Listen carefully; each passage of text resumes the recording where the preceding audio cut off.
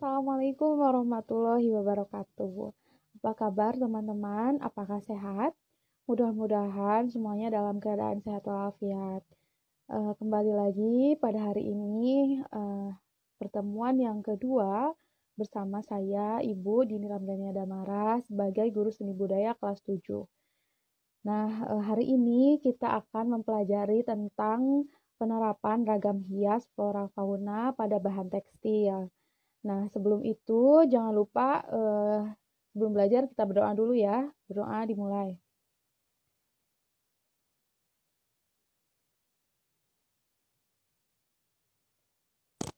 Amin.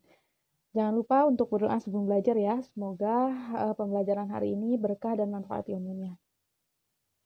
Nah, teman-teman, kita akan mempelajari tentang penerapan ragam hias flora dan fauna untuk bahan tekstil.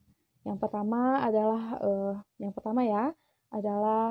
jenis bahan tekstil, kemudian jenis pewarna untuk bahan tekstil, dan teknik penerapan ragam hias untuk bahan tekstil. Kita akan pelajari sekarang ya. Yuk. Yang pertama adalah penerapan ragam hias pada bahan tekstil. Penerapan ragam hias flora, fauna, dan geometris pada bahan tekstil banyak dijumpai di berbagai daerah di Indonesia. Penerapan ragam hias pada bahan tekstil dapat dilakukan dengan cara membatik, menenun, membordir, menyulam, dan melukis. Bahan tekstil dibuat dengan cara menjalin benang pakan dan lungsi dengan beragam pola jalinan, seperti pada gambar berikut ini. Membuat bahan tekstil bisa dilakukan baik dengan alat tenun tradisional maupun modern. Kemudian, yang kedua adalah jenis dan sifat bahan tekstil. Jenis tekstil dapat diketahui dari perbedaan jenis benang dan permukaan teksturnya. Nah, anak-anak bisa mencoba untuk menentukan jenis tekstil dengan cara meraba baju kalian masing-masing atau kain-kain yang lain. Nah, di situ kita dapat membedakan jenis dan sifat bahan tekstil.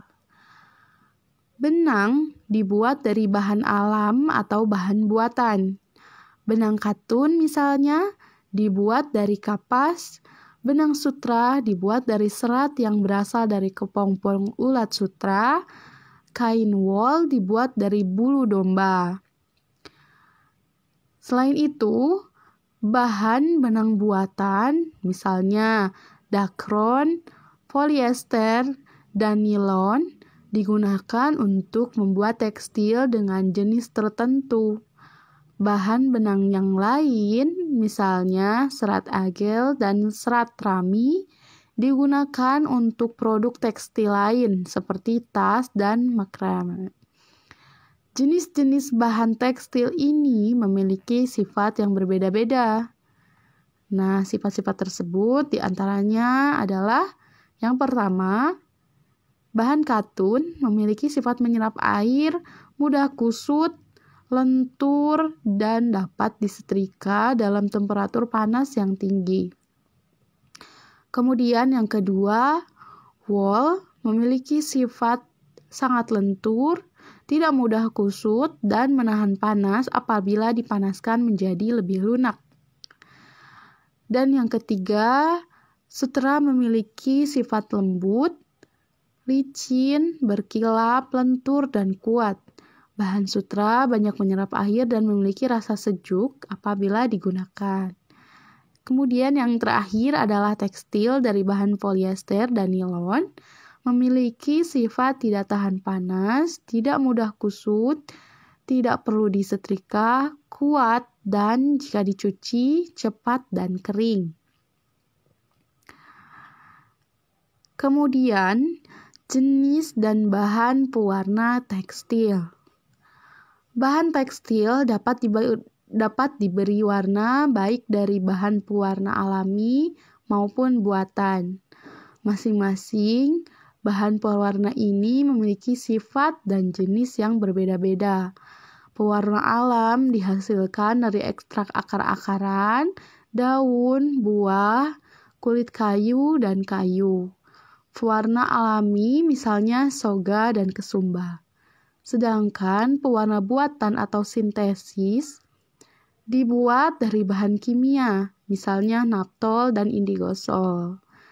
Jenis pewarna naptol digunakan dengan teknik celup, sedangkan pewarna indigosol dapat digunakan dengan teknik celup atau coret. Bahan pewarna buatan memiliki sifat tidak mudah luntur dan tahan terhadap sinar matahari.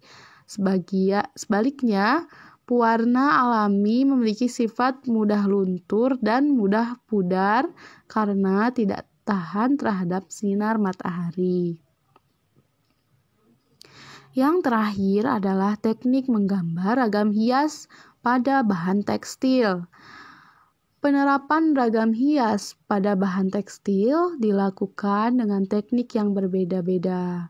Misalnya sulam, batik, sablon tenun ikat, bordir, dan songket.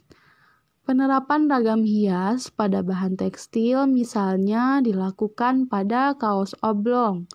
Kaos oblong dibuat dari bahan yang menyerap cat.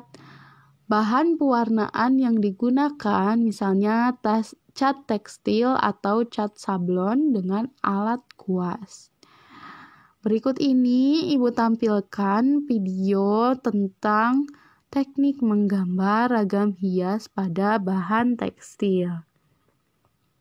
Alhamdulillah, bagaimana? Apakah bisa dimengerti? Semoga teman-teman sekalian bisa mengerti ya. Jangan lupa mengamati dan mengeksplorasi apa-apa saja ragam hias yang ada di sekitar kita.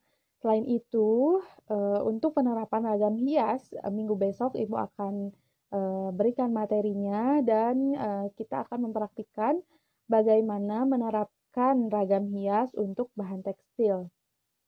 Seperti itu.